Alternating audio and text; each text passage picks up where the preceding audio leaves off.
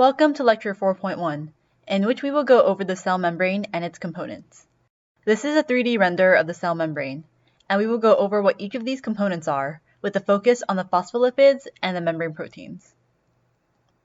Our learning objectives for this video are to understand the fluid mosaic model of membranes, describe the components of the cell membrane, describe the role of phospholipids and how they contribute to selective permeability in the cell membrane, and describe the functions of cell membrane proteins.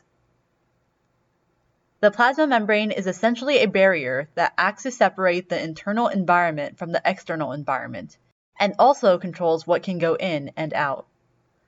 Cells and organelles all have membranes, but we will be focusing on the cell membrane for this lecture. All cell membranes are composed of lipids, various types of proteins, and surface markers. This creates a fluid mosaic model, in which the membrane is primarily composed of a fluid phospholipid bilayer and different proteins embedded inside that create a mosaic pattern. There are also some other lipids found in the membrane, such as cholesterol, but we will concentrate on the role of the phospholipids. We will also discuss the different proteins that can be found within the bilayer. The cell surface markers include glycolipids and glycoproteins, which are lipids and proteins from the endoplasmic reticulums that have been modified to have a sugar attached. We will not discuss these much in further detail, but different types of cells would have different cell surface markers. At the bottom of the image are the cytoskeletal proteins that we discussed in the previous lecture, such as actin, that support the membrane and give it structure. Let's talk more about the phospholipids, which are the basis of the cell membrane. Without the phospholipids, the cell membrane would not exist. As a reminder, phospholipids are composed of a phosphate group and a glycerol that make up the head, and two fatty acid chains that make up the tail. The head is hydrophilic, which means that it prefers a polar or aqueous environment, while the tail is hydrophobic, which means that it does not like water and would prefer a nonpolar environment. Because of their unique properties, phospholipids will spontaneously form into a bilayer in an aqueous environment, such as the one inside our body that our cells are surrounded by, as well as the cytoplasm of the cell.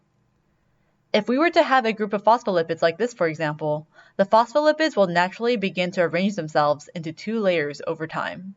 The heads will point outwards towards the aqueous environment because they are hydrophilic, while the tails will hide away together within the layer because they are hydrophobic.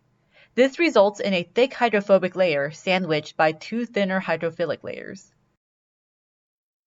The different layers of the phospholipid bilayer make it selectively permeable. It's like a gatekeeper. It will let some things pass through really easily, while preventing other things from passing through.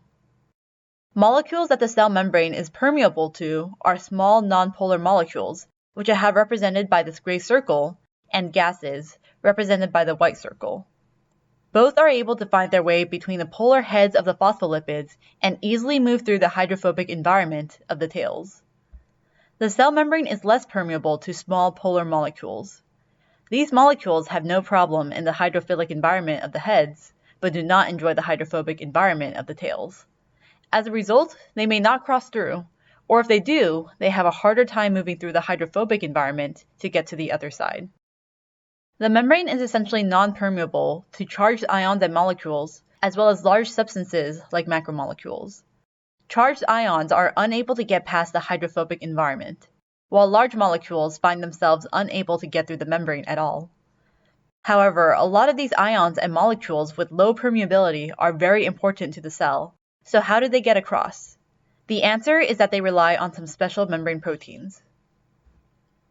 As we saw, there are many proteins embedded into the cell membrane.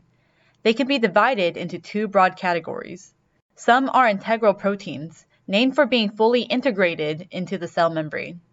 These proteins span the entire phospholipid bilayer and generally have a portion that sticks out on both sides of the membrane. Some are peripheral membrane proteins, named for being on the periphery or side of the membrane. These proteins are only embedded into one of the two bilayers and are associated with only one side of the membrane, whether it's the outside or the inside. Membrane proteins have many different functions. Some are transport proteins, and these are the proteins that allow for the transport of various substances across the cell membrane. There are also enzymes, which are a special class of proteins that help speed up chemical reactions in the cell and can also help with transport. We will talk more about transport of molecules in the next video. As mentioned towards the beginning of this video, there are also proteins with sugars attached that act as cell surface markers. Membrane proteins can also be cell surface receptors, which are crucial for cell signaling. Adhesion proteins, as the name suggests, are proteins that help cells stick to one another, and in some cases, they can also contribute to cell signaling. They can also help anchor the membrane to the cytoskeleton, providing it with structure. In this video, we learned that the plasma membrane is composed of a fluid phospholipid bilayer, with membrane proteins embedded throughout, cell surface markers on the outside, and anchors to the cytoskeleton on the inside. The phospholipid bilayer allows the membrane to be selectively permeable. This is because phospholipids have both a hydrophilic and hydrophobic component, creating a thick hydrophobic region within the bilayer that's surrounded by two thin hydrophilic regions. The membrane proteins that are embedded can have many different functions, including transporting various molecules, performing chemical reactions, serving as cell surface identification markers, signaling, and acting as an adhesive to other cells and to the cytoskeleton. In the next video, we will talk about transport proteins in more detail. Thanks for watching.